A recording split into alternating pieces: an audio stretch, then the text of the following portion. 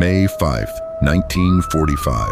The war in Europe was officially dead, but the killing had only just begun.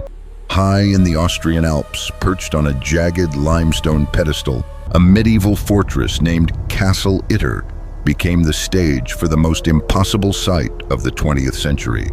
An American tank commander and a decorated German major stood shoulder to shoulder on the battlements, their rifles leveled at a wave of fanatical S-troops emerging from the tree line. This was not a fever dream or a cinematic hallucination. It was a desperate, bloody anomaly.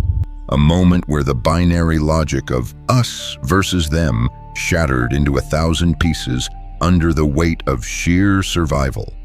The world below the castle was holding its collective breath, waiting for the ink to dry on the documents of surrender.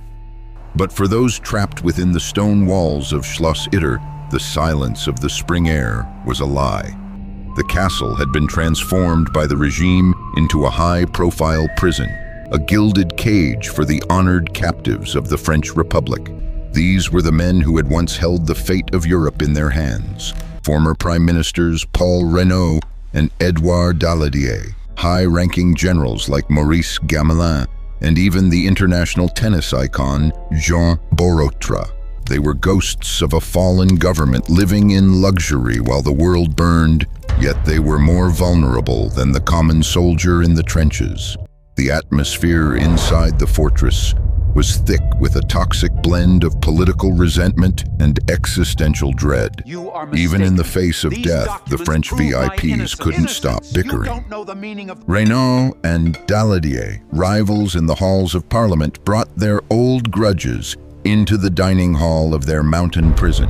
They were guarded by a detachment of the SS Totenkopf Verbände, the Death's Head unit, men whose loyalty was not to a country, but to a cult of destruction. As the Allied front lines squeezed the life out of the Third Reich, the commander of the castle guards sensed the inevitable. On May 4th, he and his men abandoned their posts, vanishing into the dense forest to avoid the approaching American tide. For a few hours, the prisoners were the masters of the castle, but the walls offered no protection against the darkness closing in from the valley. The surrounding woods were crawling with roving bands of Waffen-SS units. These were the diehards, the fanatics who viewed surrender as the ultimate betrayal. Their mission was simple: leave no witnesses. They knew the honored prisoners were inside, and they knew they were now unguarded. To the SS, the French elite were not bargaining chips anymore. They were loose ends that needed to be severed. The prisoners, realizing their liberation had become a death sentence, sent a desperate plea for help with a Yugoslavian laborer who managed to slip past the patrols. He didn't find the Americans first. He found Major Josef Gangl. Gangl was a man whose soul had been eroded by years of service to a regime he had come to loathe. A highly decorated Wehrmacht officer, he had already begun working with the local Austrian resistance, trying to save his men and his hometown from the scorched earth orders of a dying high command. When word of the situation at Castle Itter reached him, Gangl faced a choice that would define his legacy. He could stay in the shadows and wait for the end, or he could risk everything to save the men his country had labeled enemies. He chose the latter, but he knew his small group of defectors wasn't enough to hold a medieval fortress against a battalion of SS Panzer Grenadiers. He needed a miracle. That miracle arrived in the form of a cigar-chomping, aggressive American tank commander named Captain John C. Jack Lee Jr. When Gangl approached Lee under a flag of truce, the scene was surreal. A German officer in full uniform requesting the help of an American unit to fight against other Germans. To a man like Jack Lee, the logic was simple. There were people who needed saving, and there was a fight to be had. He didn't care about the politics. He cared about the mission. Lee volunteered to lead a rescue party, though he could only spare a single tank and a handful of GIs. The sight of the relief force winding its way up the mountain road was something no historian could have predicted. An American M4 Sherman tank, nicknamed Besotten Jenny, led a small convoy that included a German Kubelwagen and a group of Wehrmacht soldiers, wearing white armbands over their field gray uniforms. They were a patchwork army of rivals, united by a common enemy that represented the worst of their world. They reached the castle just as the sun began to dip behind the alpine peaks, the long shadows stretching across the courtyard like skeletal fingers. Lee wasted no time. He parked his tank at the main gate, its 75mm gun pointing down the narrow access road, the only way in or out. Inside the castle, the French dignitaries watched in stunned silence. They saw the American uniforms they had prayed for, but they also saw the German soldiers they had feared, now hauling ammunition and digging in alongside their liberators. There were no formal introductions. The forest was starting to move. The SS had arrived, and they had brought the tools of a professional siege. The first shots rang out in the gray, misty light of dawn on May 5th. It started with the sharp, rhythmic snap of sniper fire from the surrounding heights.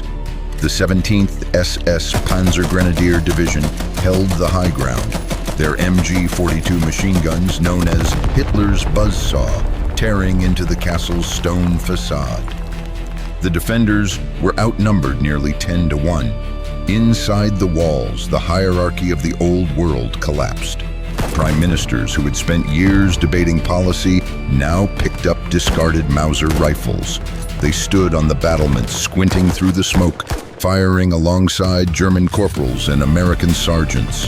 Captain Lee was the anchor of the defense. He paced the courtyard with a grim, restless energy, directing fire and refusing to take cover even as bullets chipped the masonry around him.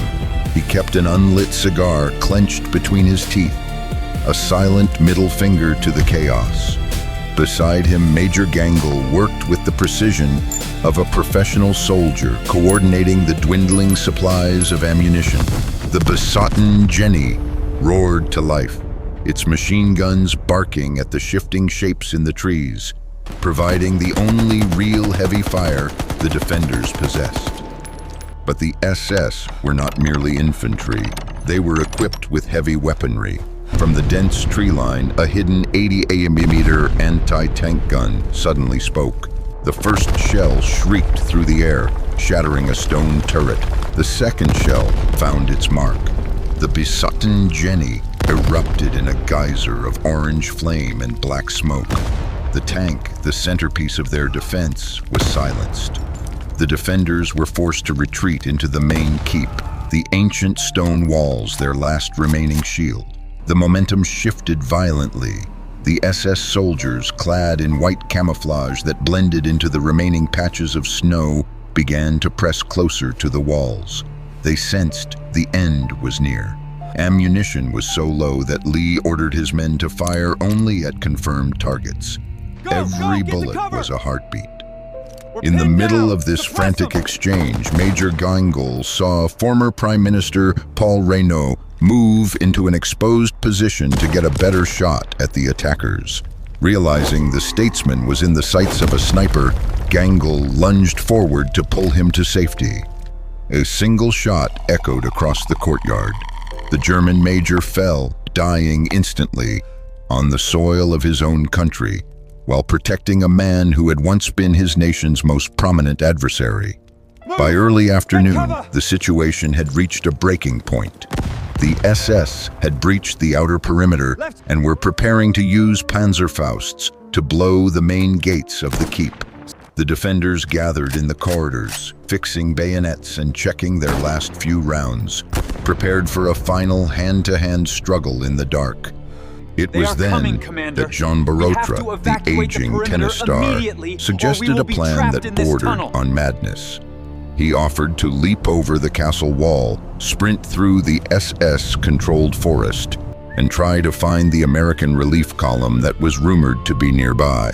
Lee, seeing no other option, agreed. Barotra, stripped of his heavy coat, vanished into the brush.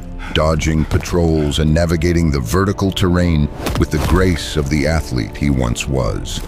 Back at the castle, the noise of the assault reached a deafening crescendo. The SS were at the gates. The defenders could hear them shouting, sensing the kill.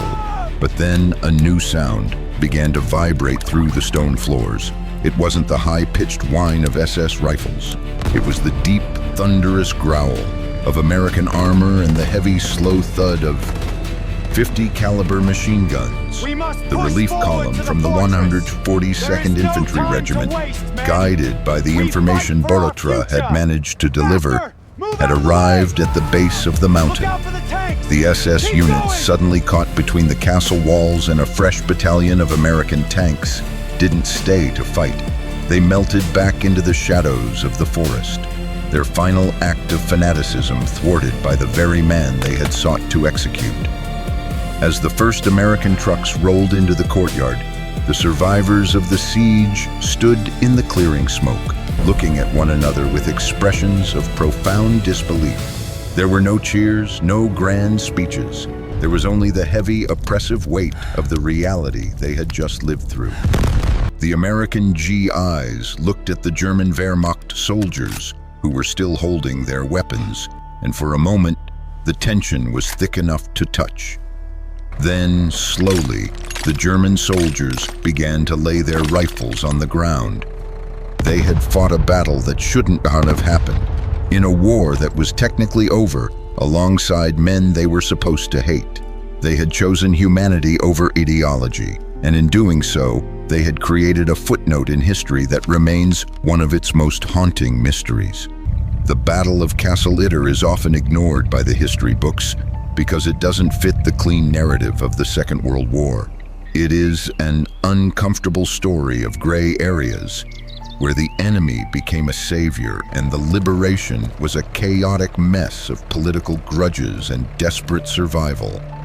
Major Josef Gangl was posthumously honored as a hero of the resistance, his name now gracing a street in the nearby town of Wehrmacht. Captain Jack Lee received the Distinguished Service Cross, though he rarely spoke of the battle in the years that followed. To him, it was just a job that had to be done. Today, Schloss Itter stands as a silent sentinel over the Austrian countryside.